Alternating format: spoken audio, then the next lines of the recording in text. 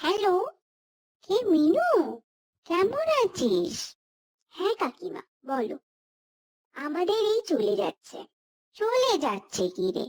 কদিন আগে তো ভালোই ঘুরে এলি দার্জিলিং থেকে। হ্যাঁ কাকিমা, কয়েকদিন আগে দার্জিলিং থেকে ভালোই ঘুরে এলাম। হ্যাঁ, তা তো ফেসবুকে পোস্ট দেখেই বুঝেছি।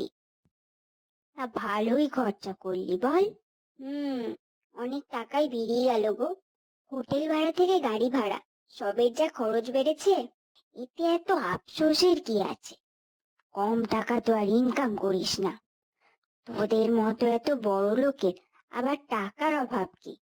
আমরাও যদি এত বড় লোক হতে পারতাম। কাকিমা, অন্যের চরকায় তেল না দিয়ে নিজের মাথায় তেল ঢাললে ঠিকই বড় লোক হয়ে যেতেন।